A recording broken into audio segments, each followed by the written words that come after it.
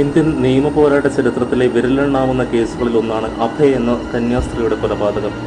സമ്പത്തും സ്വാധീനവും എല്ലാം പ്രതികൾക്കൊപ്പം നിഴലുപോലെ സഞ്ചരിച്ചിട്ടും രക്ഷപ്പെടാനുള്ള വാതിൽ നീതിദേവത തുറന്നില്ല. അതുകൊണ്ട് ദൈവത്തിന്റെ കയ്യൊപ്പ് പതിഞ്ഞ കേസ് എന്നാണ് അഭയയുടെ കൊലപാതകത്തെ പലരും വിശേഷിപ്പിക്കുന്നത്. 3 പതിറ്റാണ്ടോളം നീണ്ടുനിന്ന നിയമ പോരാട്ടത്തിനൊടുവിലാണ് പ്രതികൾ കുറ്റക്കാരാണെന്ന് കോടതി വിധിച്ചത്. സംഭവബഹുലമായ കേസ് പിന്നിട്ട വഴിയിലൂടെ നമുക്ക് സഞ്ചരിക്കാം.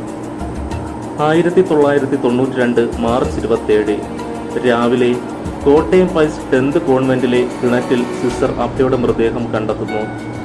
1992 മാർച്ച് 31 കൊലപാതകം ആത്മഹത്യയാക്കാൻ ലോക്കൽ പോലീസ് ശ്രമിക്കുന്നുവെന്ന് ആരോപിച്ച് കോട്ടയം നഗരസഭാ ചെയർമാൻ PC ചെറിയാൻ മടുക്കാനി പ്രസിഡന്റായിട്ടും ജോമോൻ പുത്തൻപുരയ്ക്കൽ കൺവീനറുമായി ആക്ഷൻ കൗൺസിൽ രൂപീകരിച്ചു.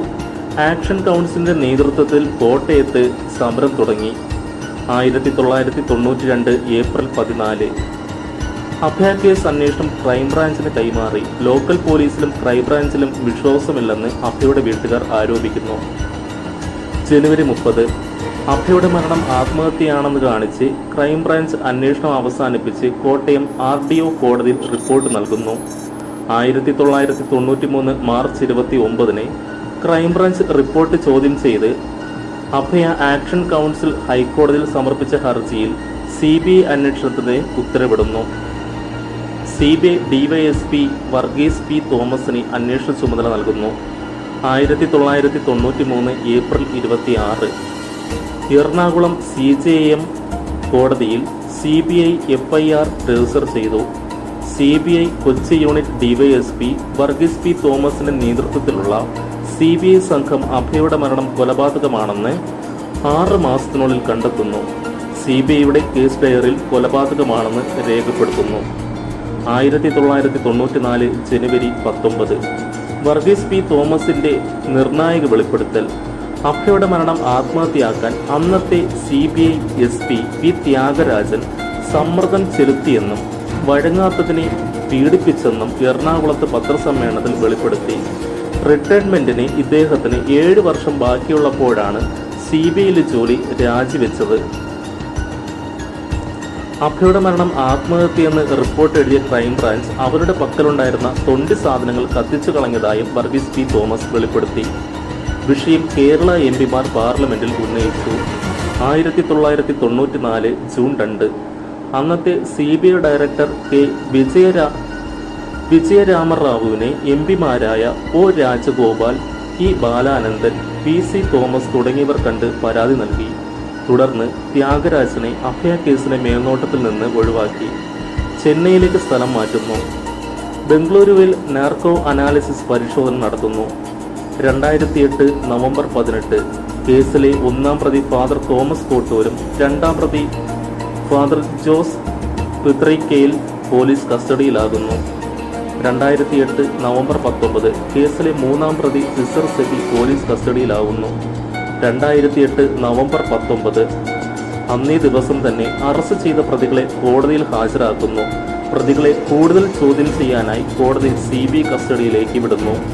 2008 നവംബർ 24 സിസ്റ്റർ അഭയുടെ കൊലപാതക കേസ് അന്വേഷിച്ച മുൻ ASI BV അഗസ്റ്റിൻ ആത്മഹത്യ ചെയ്തതായി കണ്ടെത്തുന്നു. അദ്ദേഹത്തിന്റെ ആത്മഹത്യാക്കുറിപ്പിൽ CBI മർദ്ദിച്ചായിട്ടുള്ള ആരോപണം കാണപ്പെടുന്നു. 2008 ഡിസംബർ 2 പ്രതികളെ പോലീസ് കസ്റ്റഡിയിൽ വയ്ക്കാൻ മുഖ്യ ജുഡീഷ്യൽ മജിസ്ട്രേറ്റ് തീരുമാനിക്കുന്നു. 2008 ഡിസംബർ 29 പ്രതികളുടെ ജാമ്യാപേക്ഷ തള്ളുന്നു. ജാമ്യാപേക്ഷ ഹൈക്കോടതി ജഡ്ജി ഹേമയുടെ പരിഗണനയിൽ CBIയുടെ വാദങ്ങൾ കേസ് നാൾവഴികളിൽ രേഖപ്പെടുത്തിയിട്ടുള്ളവയ്ക്ക് വിരുദ്ധമാണെന്ന് ജസ്റ്റിസ് ഹേമ നിരീക്ഷിക്കുന്നു. കേസ് സ്ഥലം മാറ്റണമെന്ന CBIയുടെ ആവശ്യം ഹൈക്കോടതി തള്ളിക്കളയുന്നു. വിവാദ മുഖപ്രസംഗം എഴുതിയ പത്രത്തിനെതിരെ കോടതിയലക്ഷ്യ കേസ് വരുന്നു. 2009 ജനുവരി 2 ജസ്റ്റിസ് ഹേമ പ്രതികൾക്ക് ഉപാധികളോടെ ജാമ്യം അനുവദിക്കുന്നു. ജസ്റ്റിസ് ഹേമയുടെ ഉത്തരവുകൾ കേസിനെ സ്തംഭിച്ചുവെന്നാരോപിച്ച് CBI ജസ്റ്റിസ് ബാസന്തിന്റെ ഏകാംഗ ബെഞ്ചിനെ സമീപിക്കുന്നു. തനിക്ക് മാത്രമാണ് കേസിന്റെ മേൽനോട്ടമെന്ന് ജസ്റ്റിസ് ബസന്ത് ഉത്തരവിട്ടു. ജഡ്ജിമാരുടെ പരസ്യമായ തർക്കം മാധ്യമങ്ങളിലും നിയമസമൂഹത്തിലും പൊതുജനങ്ങൾക്കിടയിലും ചർച്ചയായി. കേസിന്റെ മേൽനോട്ടത്തിൽ നിന്ന് ജസ്റ്റിസ് ബസന്ത് ഒഴിയുന്നു. 2009 ജനുവരി 14 അഭയ കേസിന്റെ മേൽനോട്ടം കേരള ഹൈക്കോടതിയുടെ ഒരു ഡിവിഷൻ ബെഞ്ച് ഏറ്റെടുക്കുന്നു. 2011 മാർച്ച് 16 എറണാകുളം CJM കോടതിയിൽ പ്രതികൾ വിടുതൽ ഹർജി നൽകി. 2014 മാർച്ച് 19 തെളിവ് നശിപ്പിച്ചെന്ന ജോമോൻ പുത്തൻപുരയ്ക്കലിന്റെ ഹർജിയിൽ ക്രൈംബ്രാഞ്ച് SP ആയിരുന്ന KT മൈക്കിൾ ഉൾപ്പെടെയുള്ള ഉദ്യോഗസ്ഥർക്കെതിരെ CBI തുടരന്വേഷണത്തിന് ഹൈക്കോടതി ഉത്തരവ് ഇടുന്നു. 2015 ജൂൺ 30 അഭയ കേസ് അന്വേഷിച്ച ക്രൈംബ്രാഞ്ച് DYSP K സാമുവലിനെ പ്രതിയാക്കി തിരുവനന്തപുരം CBI കോടതിയിൽ തുടരന്വേഷണ റിപ്പോർട്ട് നൽകുന്നു. 2018 ജനുവരി 22 തെളിവ് നശിപ്പിച്ചതിന് ക്രൈംബ്രാഞ്ച് SP ആയിരുന്ന KT മൈക്കിളിനെ 4ാം പ്രതിയാക്കി തിരുവനന്തപുരം CBI കോടതി സ്പെഷ്യൽ ജഡ്ജി J നാസറിന്റെ ഉത്തരവ്. മൈക്കിൾ ഹൈക്കോടതിയിൽ ഹർജി നൽകി. 2019 ഏപ്രിൽ 9 CBI കോടതി ഉത്തരവ് റദ്ദ് ചെയ്തു. കേസിന്റെ വിചാരണ വേളയിൽ തെളിവ് ലഭിക്കാൻ CBIക്ക് പ്രതിയാക്കാമെന്നും കോടതി ഉത്തരവ്.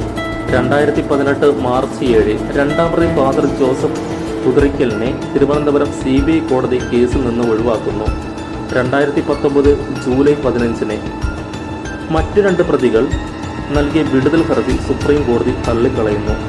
2019 ഓഗസ്റ്റ് 26 തിരുവനന്തപുരം CBI കോടതിയിൽ അഭയ കേസിന്റെ വിചാരണ ആരംഭിച്ചു. 2020 ഡിസംബർ 10 ഇരുവാദങ്ങളും പൂർത്തിയാക്കി അന്തിമ വിധിയായി കേസ് 22ലേക്ക് മാറ്റിവെച്ചു. 2020 ഡിസംബർ 22 അഭയ കൊല്ലപ്പെട്ട കേസിൽ ഫാദർ ജോസ് കുതിരയ്ക്കലും സിസ്റ്റർ സ്റ്റെഫിയും കുറ്റക്കാരാണെന്ന് കോടതി ശിക്ഷ വിധിക്കുന്നു.